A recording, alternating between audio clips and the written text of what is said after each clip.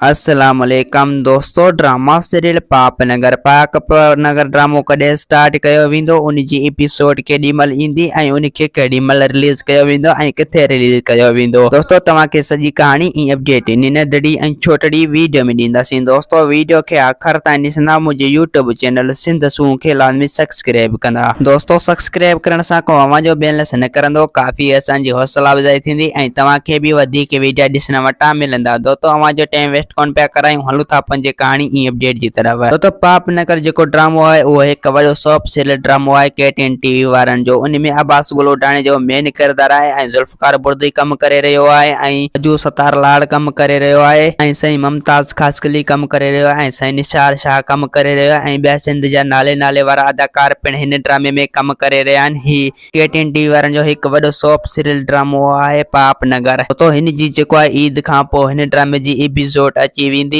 यानी हिन जो प्रोमो तमामु जल्द हाणे जेको आहे अची वेंदो। उन खां पोइ हुन जी एपिसोड हलाई वेंदी ईद खां पोइ, यानी ईद खां पोइ हिन ड्रामे खे ज़रूर रिलीज़ कयो वेंदो KTN TV ते। ऐं दोस्तों इन जी तेज़ी सां शूटिंग हली रही आहे। हिन ड्रामे जा 2 स्पेल मुकमिल थी चुका आहिनि ऐं 3 स्पेल जी तेज़ी सां शूटिंग हली रही आहे जेकमाबाद में। तो हिन ड्रामे में सुठा अदाकार कम करे रहिया आहिनि ऐं इनखे चाहत एतिरी त मिलंदी जेतिरी असां सोचे बि नथा सघूं, छो जो हिन में अब्बास गुलोडाणी जो मेन किरदार आहे ऐं काफ़ी माण्हू अब्बास गुलोडाणी जो भी इंतजार करे रहिया आहिनि, छो जो अब्बास गुल खे काफ़ी टाइम थी वियो आहे ड्रामनि में नाहे आयो, जे करे अब्बास गुलोडाणी जो काफ़ी व्यूअर इंतजार करे रहिया आहिनि। दोस्तों हाणे तमामु जल्द इंतजार जूं घड़ियूं ख़त्म थी चुकियूं आहिनि। अब्बास गुलोडाणी जो ड्रामो तमामु जल्द अचण वारो आहे। दोस्तों उम्मीद त कहाणी आई हूंदी, असांखे पसंदि असांखे ॾींदा इजाज़त, वरी तव्हां सां मिलंदासीं के नई ईंदड़ वीडियो में। ख़ुदा हाफ़िज़।